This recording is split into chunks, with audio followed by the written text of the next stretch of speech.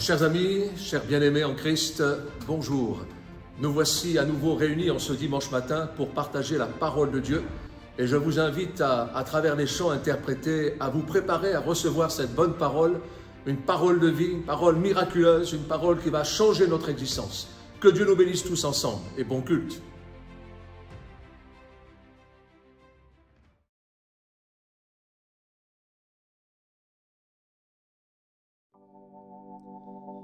À Dieu soit la gloire,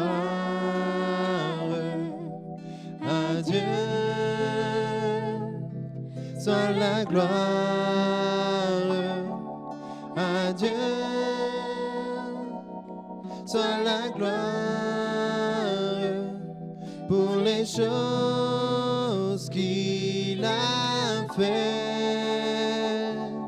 par son sang. Il m'a sauvé par sa puissance. Il m'a relevé. À Dieu soit la gloire pour les choses qu'il a fait. À Dieu soit la gloire, à Dieu soit la gloire, à Dieu soit la gloire pour les choses qu'il a faites. On le proclame tous ensemble. Par son sang, il m'a sauvé, par sa puissance, il m'a relevé. À Dieu soit la gloire pour les choses qu'il va faire. Par son sang, il va sauver, il va sauver. Par sa puissance, il va relever encore ce matin. Il va relever. À Dieu soit la gloire pour les choses qu'il va faire.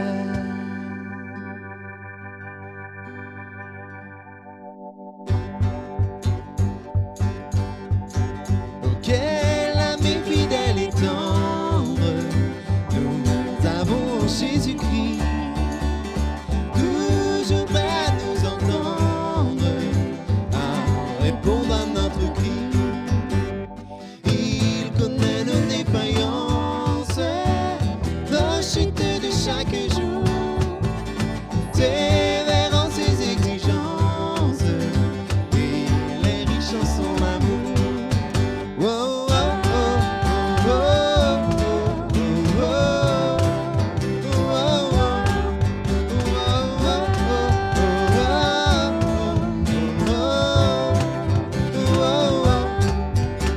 auquel l'ami fidèle et tendre, nous avons Jésus-Christ, toujours prêt à nous apprendre à vaincre en comptant sur lui. S'il nous voit vrai, sincère, à chercher la sainteté, il écoute nos prières et nous met en liberté. Wow, wow, wow, wow, encore une fois.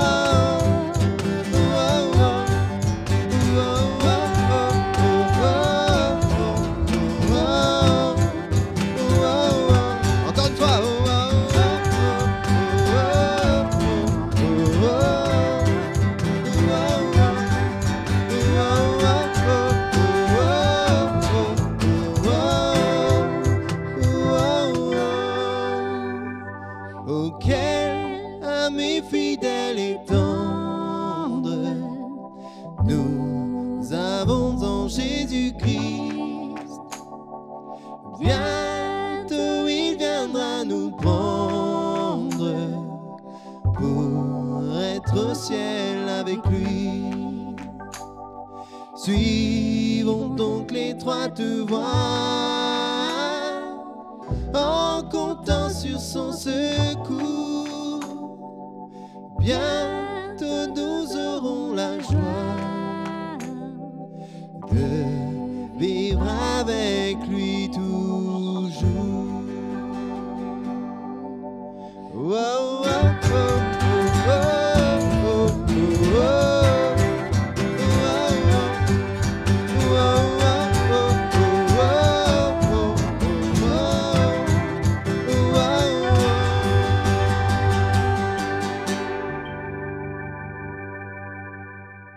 Nous voici donc réunis autour de la parole de Dieu et je vous invite sans tarder à l'ouvrir, cette Bible, la Bible, le livre, le Logos, et j'aimerais l'ouvrir dans l'Évangile selon Matthieu au chapitre 4, versets 3 et 4, et nous retrouvons notre Seigneur et Sauveur Jésus-Christ devant celui qu'on appelle le tentateur, et le texte nous dit, le tentateur s'étant approché lui dit, « Si tu es fils de Dieu, ordonne que ces pierres deviennent des pains. » Jésus répondit, « Il est écrit, l'homme ne vivra pas de pain seulement, mais de toute parole qui sort de la bouche de Dieu. » C'est une affirmation, c'est une proclamation. Il est convaincu, notre Sauveur et Seigneur, quand il est devant le tentateur, celui qui a apparemment de très grands pouvoirs. Il est convaincu en affirmant bien que cette parole est non seulement vraie, mais efficace, à autorité, et il en est lui-même l'exemple même. Voici, Jésus appuie ses dires devant le tentateur en personne, parce que cette parole vient de Dieu, et quand Dieu parle, il fait et il accomplit ce qu'il dit.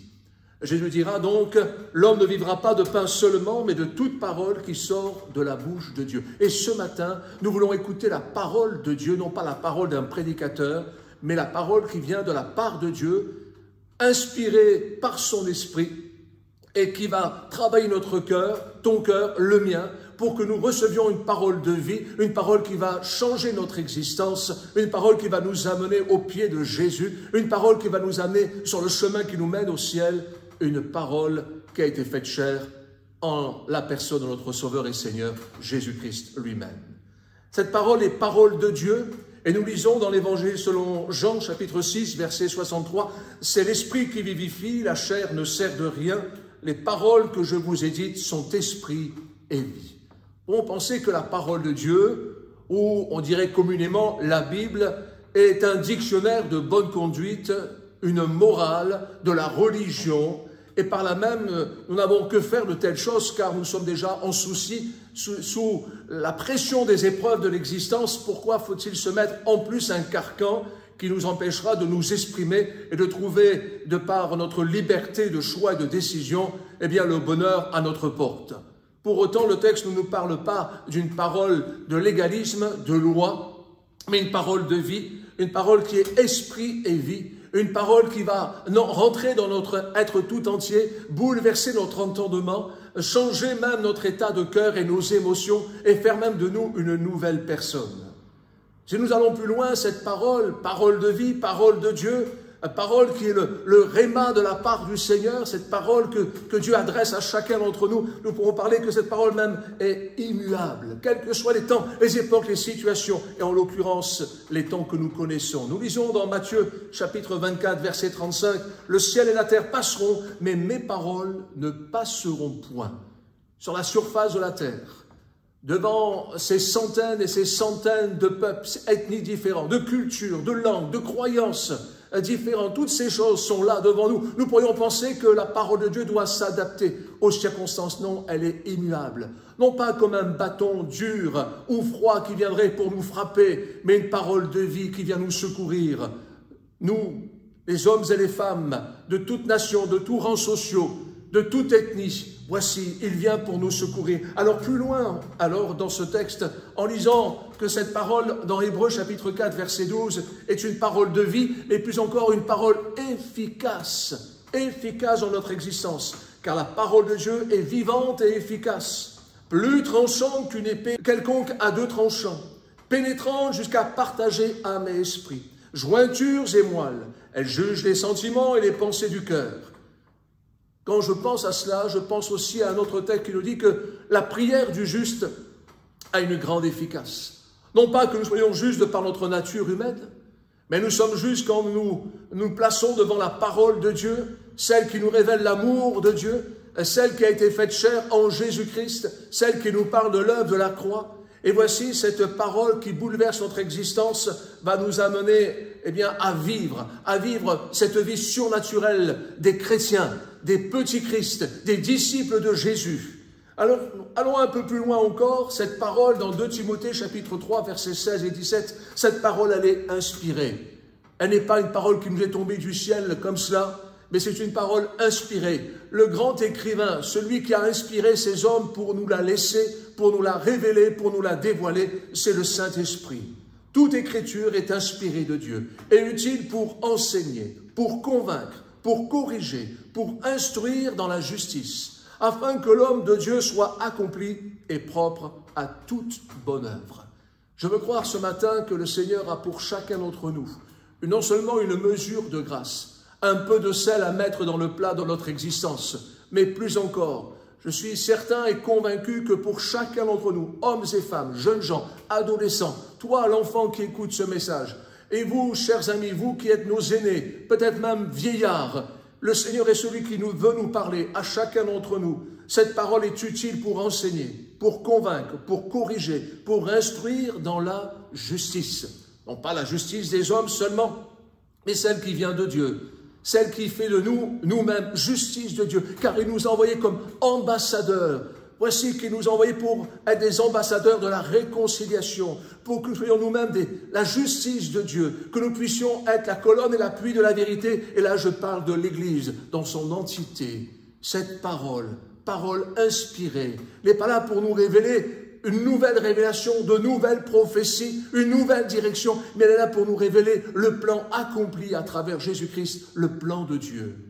Si nous allons plus loin, nous pouvons lire dans Marc chapitre 16, versets 16 à 18, « Celui qui croira et qui sera baptisé sera sauvé, mais celui qui ne croira pas sera condamné.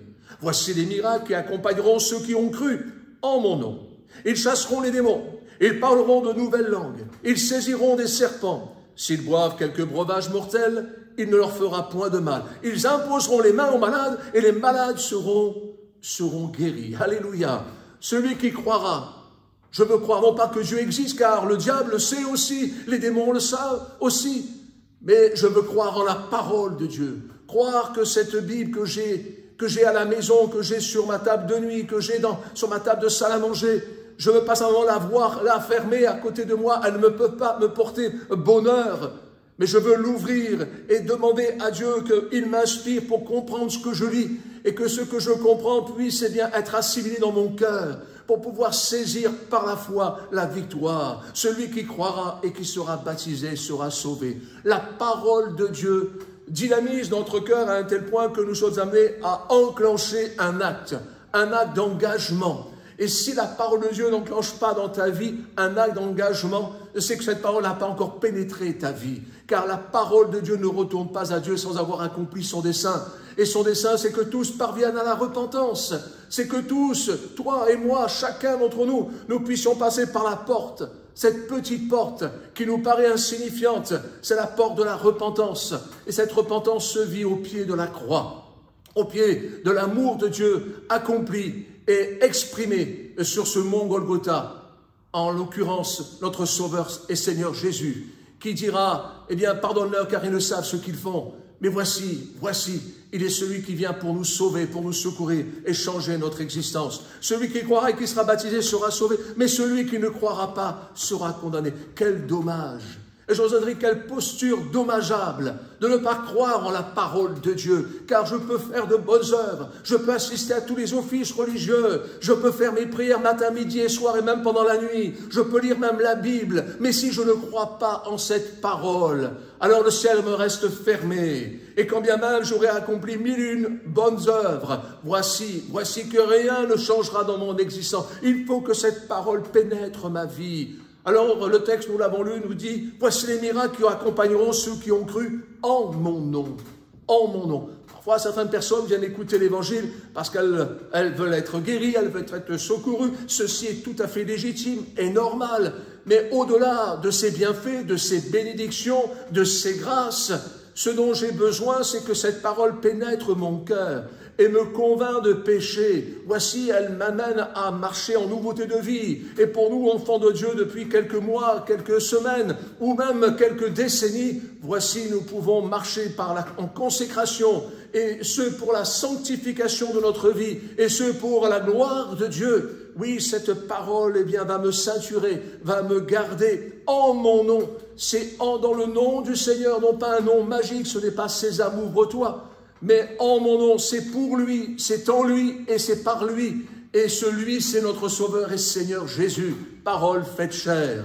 Oui, Seigneur, oui, je m'attends à toi, je veux vivre pour toi, je veux marcher avec toi, je veux être renouvelé par cette parole, je veux être, quelque part même boosté, je veux être relevé, encouragé, je veux me ressaisir par cette parole qui va me ceinturer comme l'amour de Dieu peut me ceinturer. Permettez que nous allions plus loin dans l'Évangile selon Jean, chapitre 1er, verset 14. Et la parole a été faite chair. Et elle a habité parmi nous, pleine de grâce et de vérité. Et nous avons contemplé sa gloire, une gloire comme la gloire du Fils unique venu du Père. Cette parole, la parole de Dieu a été faite chair. Dieu n'est pas simplement quelqu'un qui nous a dit quelque chose de loin par prophétie, mais il est venu en personne, en son Fils Jésus-Christ. Cette parole a été faite chair. Cette parole n'est pas écrite sur un dictionnaire, elle n'est pas écrite sur Wikipédia. Elle est écrite dans nos cœurs, par le sang de Jésus. Voici, cette parole a habité parmi nous. Il est allé dans les demeures des uns, des autres, non pas se fourvoyer, mais apporter la lumière au sein des ténèbres, apporter le pardon à la place de la colère, apporter la paix à la place de la guerre. Voici, cette parole est pleine de grâce. Et la grâce du Seigneur coule de son trône. Elle est pleine d'autorité. Elle est pleine de sa royauté, de sa gloire et de vérité. Elle n'est pas là pour nous tromper. Elle ne nous fait pas une promesse pour ne pas la tenir. Alors voici, le texte nous dit, nous avons contemplé sa gloire. Une gloire comme la gloire du Fils unique venu du Père. Cette parole immuable, comme nous l'avions dit au début de ce message, nous la retrouvons dans l'Évangile selon Jean, chapitre 5, verset 24. En vérité, je vous le dis, celui qui écoute ma parole et qui croit à celui qui m'a envoyé, a la vie éternelle, et ne vient point en jugement, mais il est passé de la mort à la vie. Cette parole, c'est plus qu'un passeport éternel. Cette parole, eh bien, vient s'impliquer et même s'imbriquer dans notre vie totalement, faire de nous une nouvelle création. Et nous sommes, comme nous l'avons partagé à l'instant, nous sommes et nous devenons nous aussi des petits Christ envoyés de la part du Seigneur, porteurs de cette parole, non pas d'une doctrine, d'une religion, d'un faire-valoir, d'une attitude, d'une posture de chrétien, mais une parole de vie. Il habite en nous. Notre corps devient le temple du Saint-Esprit. Notre esprit est animé de son esprit. Nos sentiments ne sont plus des sentiments de cette terre, mais des sentiments qui étaient en Jésus habitent notre vie. Alors permettez que nous allions encore plus loin dans l'Apocalypse chapitre 2, versets 2 à 5. Je connais tes œuvres, ton travail et ta persévérance. Je sais que tu ne peux supporter les méchants, que tu as éprouvé ceux qui se disent apôtres et qui ne le sont pas, et que tu les as trouvés menteurs, que tu as de la persévérance, que tu as souffert à cause de mon nom, et que tu ne t'es point lassé. Mais ce que j'ai contre toi, c'est que tu as abandonné ton premier amour. Souviens-toi donc d'où tu es tombé. Repens-toi et pratique les premières œuvres. Sinon, je viendrai à toi et j'ôterai ton chandelier de sa place, à moins que tu ne te repentes. La parole de Dieu, elle est limpide comme l'eau de source. Elle ne nous trompe pas, elle nous dit la vérité. Elle nous montre, devant les choix que nous allons faire, quelle sera notre destinée. Dans quelle direction voulons-nous aller?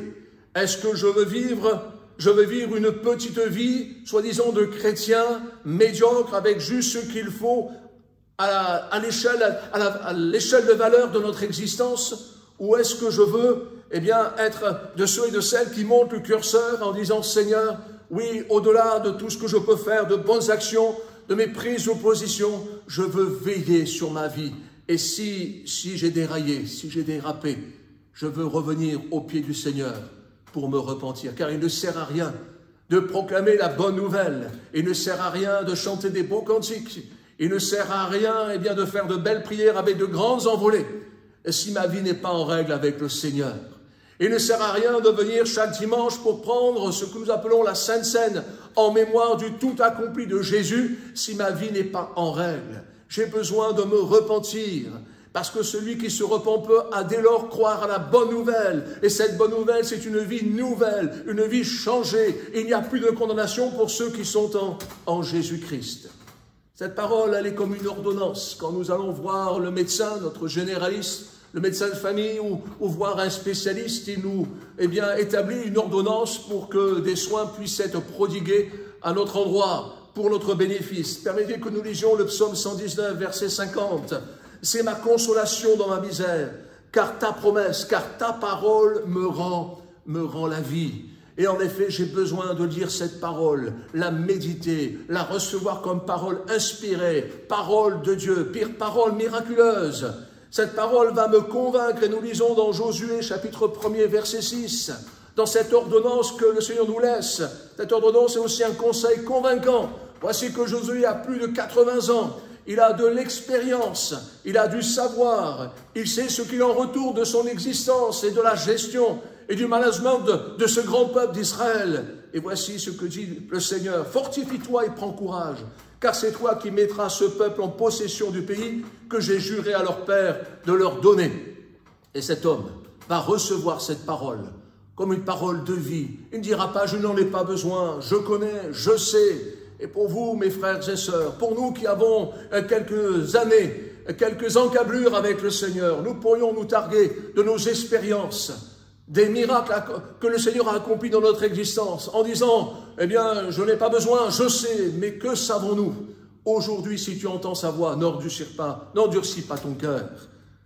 Et puis cette parole, cette ordonnance, on peut la prendre aussi comme une ordonnance militaire, par exemple, un ordre de la part de notre Sauveur et Seigneur, celui qui est l'Éternel des armées, et qui dira, ce n'est ni par la force, ni par la puissance, mais par mon esprit. Et voici Jésus ressuscité. Voici nous laisse cette ordonnance, elle est merveilleuse. Matthieu chapitre 28, versets 19 à 20. Allez, faites de toutes les nations des disciples. Il ne s'adresse pas à quelques spécialistes, à quelques futurs missionnaires, mais il s'adresse au peuple de Dieu. C'est notre charge, c'est notre ordonnance que nous avons reçue de la part du Seigneur. Allez, faites de toutes les nations des disciples, les baptisons au nom du Père, du Fils et du Saint-Esprit, et enseignez-leur à observer tout ce que je vous ai prescrit. Encore faut-il savoir ce qu'il nous a prescrit, le connaître, le vivre, pour pouvoir l'enseigner aux autres. Et voici, je suis avec vous tous les jours, jusqu'à la fin du monde. Cette parole est une ordonnance d'un côté, elle est aussi pleine d'espérance, pleine d'assurance, elle est garantie, elle est estampillée du sceau royal de notre Sauveur et Seigneur Jésus, qui a tout accompli à la croix. Cette parole va nous garder dans les voies du Seigneur. Et nous pouvons lire encore dans Jean chapitre 17, verset 18, « Sanctifie-les par ta vérité, ta parole est la vérité, comme tu m'as envoyé dans le monde, je les ai aussi envoyés dans le monde. » Cette parole qui bouleverse notre existence, qui nous met à part, qui nous garde par rapport à nous-mêmes, à notre vieille nature du passé. Voici, cette parole va nous amener à être remplis de lui pour pouvoir accomplir des exploits. Et ce texte s'adresse à chacun d'entre nous. Pour vous, chers amis, qui peut-être n'avez pas encore rejoint l'Église au sens présentiel, pour diverses raisons, et sans aucun jugement de notre part, sachez que le Seigneur s'adresse à vous en disant « Prends courage, fortifie-toi, relève la tête, attends-toi au Seigneur, n'aie pas peur des traits enflammés de l'adversaire quel qu'il soit, et crois que le Seigneur est avec toi. » Voici, nous lisons dans Éphésiens chapitre 6, verset 17. « Prenez aussi le casque du salut et l'épée de l'Esprit qui est la parole de Dieu. » Être inspiré de la part du Seigneur, ce n'est pas d'avoir de nouvelles révélations, mais c'est de recevoir cette parole de Dieu qui va nous rassurer, qui va nous convaincre, qui va nous garder dans le plan de Dieu Parce que celui qui peut expliquer la parole de Dieu, c'est ni plus ni moins celui qui l'a inspiré, c'est-à-dire l'Esprit de Dieu.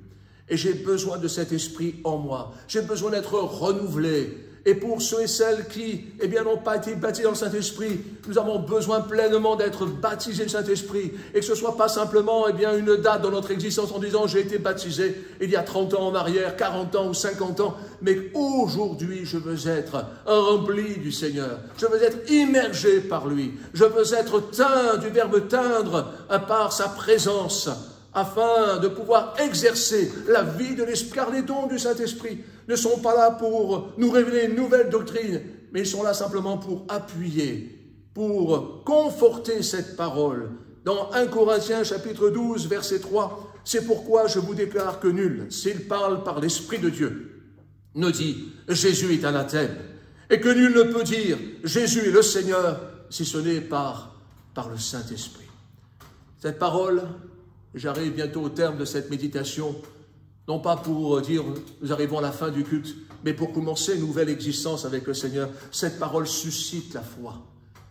Et dans Romains chapitre 10, verset 17, il est écrit ainsi: la foi vient de ce qu'on entend, et ce qu'on entend vient de la parole de Christ.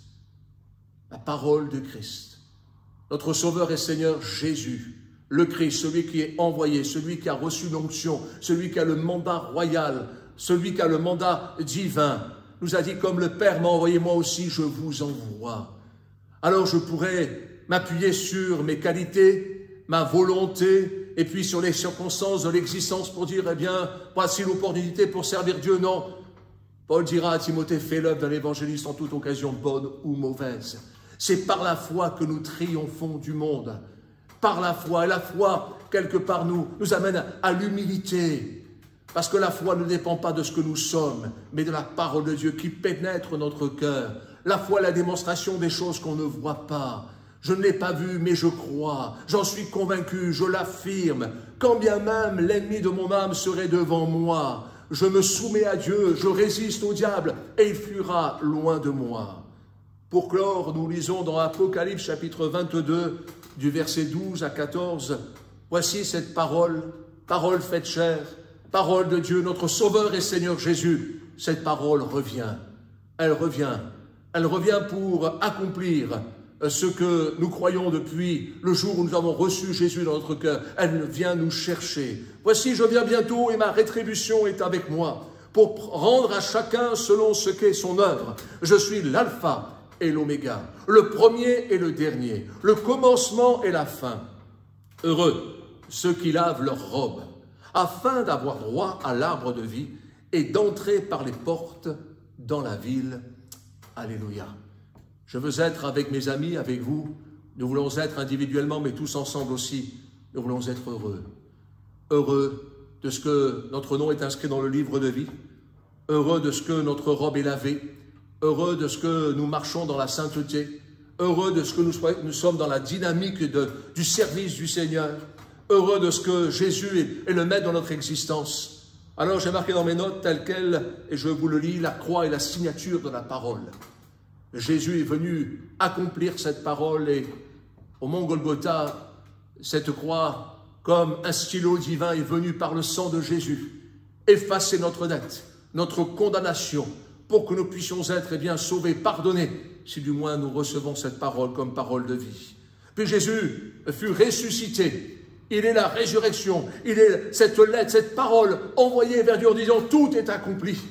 Voici, je suis le premier-né d'entre les morts, et ceux qui croient en moi vivront, quand bien même ils seraient morts. » Et puis vint la Pentecôte.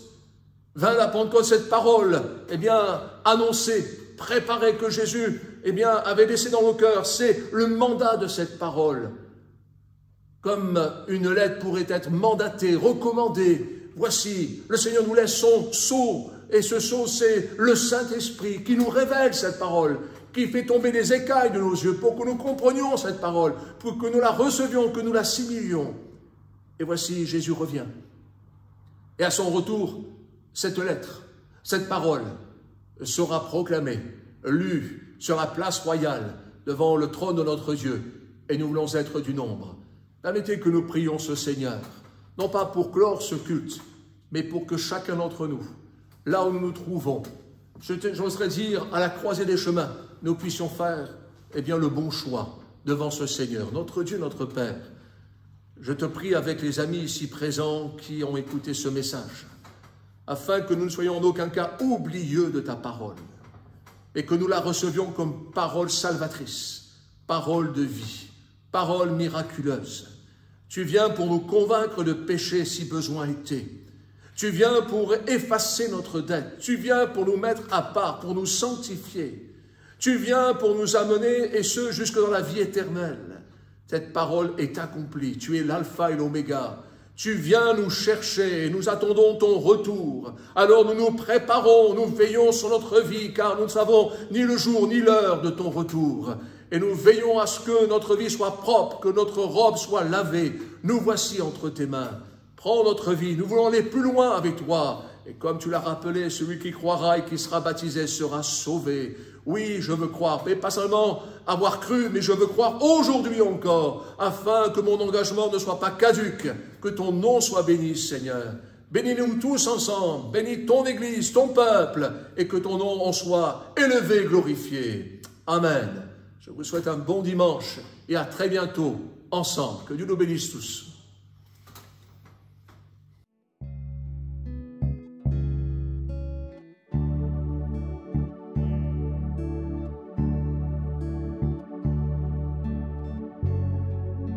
Celui par qui l'aveugle voit, il est présent là devant moi, il est présent là devant moi. Celui par qui le sourd entend, il éteint toute peur en moi, il éteint toute peur en moi. Oui, je crois en toi.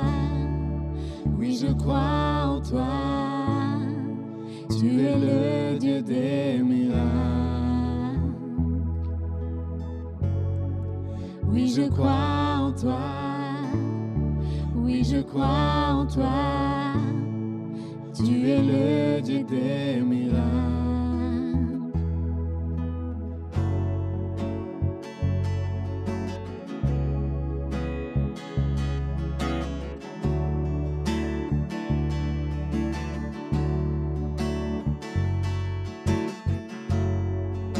Celui qui dompte l'impossible, tend sa main et œuvre en moi, tend sa main et œuvre en moi. Celui qui a vaincu la mort, donne la vie qui abonde en moi, donne la vie qui abonde en moi. Oui, je crois. Je crois en toi, tu es le Dieu des miracles. Oui, je crois en toi, oui, je crois en toi, tu es le Dieu des miracles. Toi qui étais, qui sera, puissant et ressuscité, tu ramènes le mort à la vie, tu es le Dieu des miracles, tu es le Dieu des miracles. Toi qui étais, qui sera, tu es puissant et ressuscité.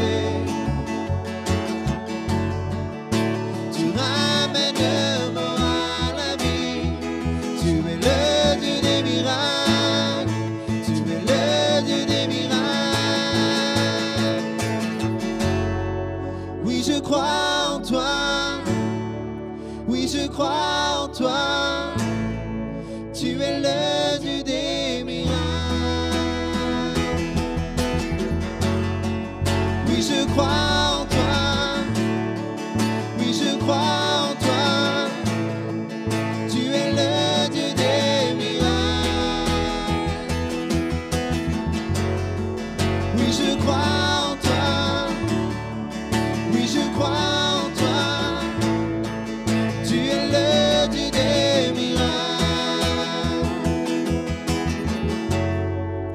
je crois en toi. Oui, je crois en toi.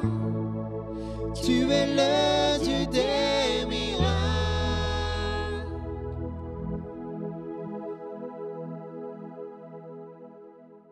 Oui, je crois en toi.